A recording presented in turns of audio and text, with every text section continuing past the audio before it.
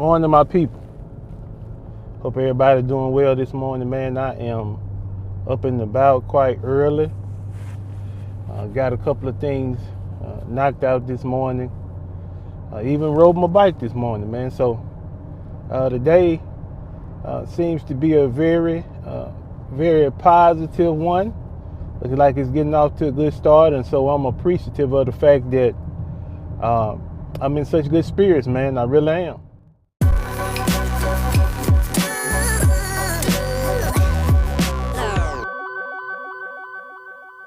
So, what did you think about the mirror of doubt? I think it was a very important piece for me to make, short story, because it really highlights the greatest adversary that a person will ever encounter. And a lot of times when you think about that term adversary or enemy, what does it mean? Well, it means that that's a person who's opposed to everything that you might do in life. Everything that you plan, all the successes in life that you want to achieve and accomplish, they're opposed to that. And it's a very sobering thought to know that among the adversaries that you will face in life, the greatest adversary at times is you. The greatest adversary at times is what you feel about yourself, what you think about what you've accomplished, what you think about what your future potential will be. A lot of times, because of the fact that we don't have the self-esteem that we need in certain situations, then you tend to stifle your ability to produce, your ability to progress. You're not able to master yourself so that you can guide yourself in a way that'll be beneficial. And so that's what the mirror of doubt was about. Eli was on the threshold of doing something that he had planned and worked his whole life for. He was an amateur boxer, and so now he's about to become a professional boxer. And in becoming a professional boxer, he has one more fight, and that fight would determine whether or not he's able to qualify. Now, of course, Eli, he puts in as much effort as he possibly can. As was shown by the story, he's always training. And in a lot of cases, he trains to the point of exhaustion. He doesn't have anything left to give. But you'll notice that even though he trains so vigorously, in his quiet time, in the time when there's no one around, in the time when things are quiet, then those doubts start to creep in. The voices start to get louder and louder until finally the doubt that he has, the indecision, the timidity takes the form of him, an alter ego that he sees in the mirror. And this alter ego begins to speak to Eli. And he speaks to Eli in a very demeaning way, in a very belittling way. He speaks to Eli as if Eli is not able to overcome the challenges that are going to face him in the future. It's okay. I won't blame you if you just give up. I don't think you're ready. See, a lot of times that's what we say in our quiet hours.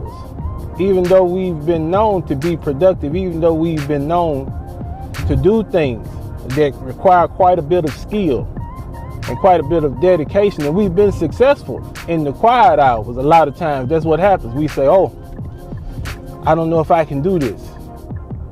I don't know if I can see this situation all the way through to its end. And so that's what was happening to Eli. And if you notice in the writing, intentionally, I put in the fact that at some point during this discussion with himself, Eli contemplated backing down. He thought about it. He said, well, maybe this is true. Maybe what I'm saying about myself is true. Maybe I'm not ready. Maybe this is something that I'm not capable of doing. Maybe this is outside of my range of things that I can accomplish. And so for a moment, the indecision almost overtook Eli. But now you knew I wasn't going to leave the story there, because stories that I write are about overcoming difficulties.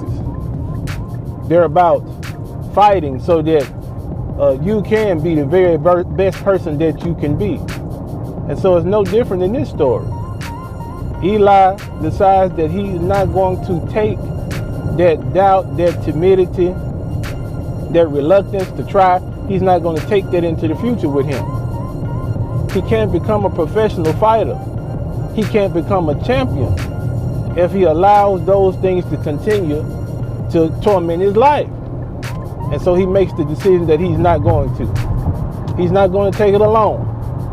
No, he's not going to allow the doubts that he has within himself and about what he can achieve to prevent him from trying. At least try. And so that's the one of the most powerful things I think this story emphasizes. There are a lot of things that happen in life, and there are a lot of situations, and you'll hear it from outside and from within. You'll hear people say, "Oh no, I don't think I could do that. I don't think I have the tenacity to make that happen." You'll hear a lot of people say that. And in a lot of situations, because they don't feel like they have the inner strength to attempt a new set of circumstances, to attempt to learn something new, to attempt to do something new, then you see that they shy away from it. They make excuses.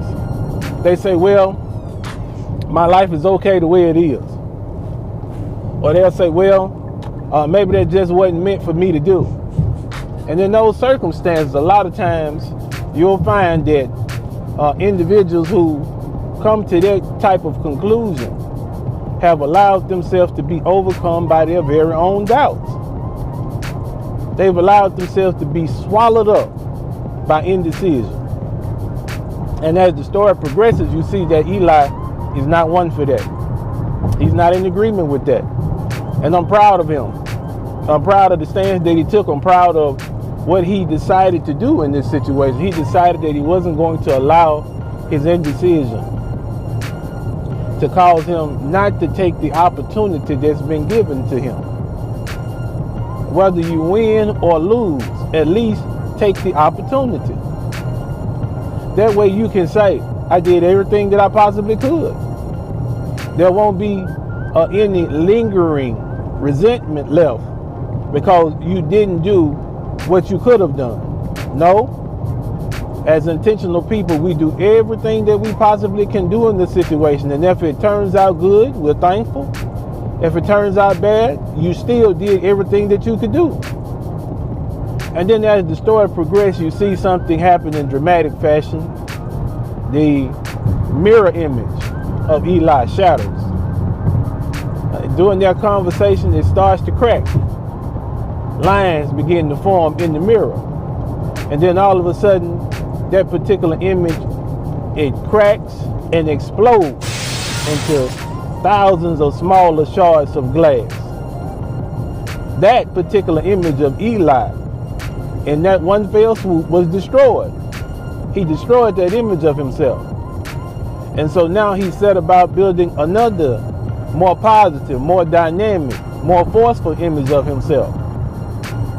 Because now he's going to build himself up off of the fact that he's going to take every challenge that's offered to him with the idea that if he doesn't win the challenge, at least he'll have the experience involved. At least he'll have given the best that he possibly could muster. And I think for a lot of men, that's a sticking point. And as the story goes along, after having destroyed his negative self-image, Eli goes on to fight in the next bout, the bout that determines whether or not he'll become a professional fighter, and he is victorious. He's able to win. He's able to be victorious in part because of the fact that he was able to conquer himself. He was able to push back the doubt, the fear, the timidity.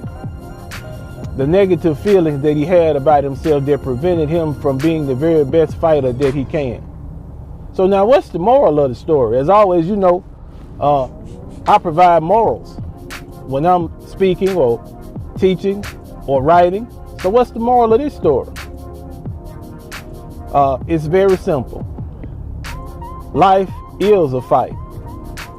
It's a continuous fight. And individuals who get the most out of life are the individuals that are not afraid to push fear back, to push timidity back, to push back the negative feelings they may have about themselves, and try. And try.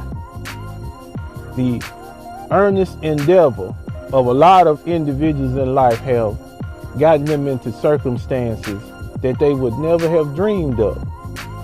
Just continuing to try, continuing to push forward, not allowing negative feelings to cause you to give up will allow you to have the best life possible, because when life is about to end, then there are no regrets. And there are no regrets because you did everything that you possibly could do. You did everything you possibly could do. And there's satisfaction in knowing that you tried. There's satisfaction in knowing that you gave the best effort that you possibly could. And I think that's what this story highlights. You can't be a champion. You can't be a winner if you're scared to fail. You can't be a champion. You can't be a winner if you allow the negative feelings that you have about yourself to absolutely dominate you. It won't work. I'm here to tell you that it won't. Sometimes you'll have to be pulled out of your comfort zone. Sometimes you'll do things that you feel like you're ill-equipped to do. But in the end, because of the fact that you were willing to fight, because of the fact that you were willing to face these difficult circumstances with the intent to win, a lot of times you do. A lot of times, just like Eli, you come out victorious. You come out victorious in situations that others would think was impossible. And so you have that within you. I'm an advocate of it. I'm an advocate of individuals doing and becoming and achieving and enduring. I'm an advocate. So now, hopefully that was encouraging to you. Hopefully you appreciated that story, man. I absolutely appreciate it. After it was over, looking at it, putting it together, the piece as a whole, I'm thoroughly proud of. And hopefully this morning, the thoughts behind the piece really brought it together for you. A little bit of housekeeping. We are making a few transitions. We have some new equipment, new microphones, new cameras, things of that sort. So we're going to try to bring you all the best quality pieces that we possibly can. Hopefully you all enjoy the content. Well, you know what I'm about to do. It's time to go earn the living. As always, man, I hope that the week goes well for you. I hope that you have a wonderful day. And I hope that you achieve all of the goals that you have for this week. And I hope that in the midst of all that, you're happy in doing it. So you know I love you, man. You know how we end it. Be easy.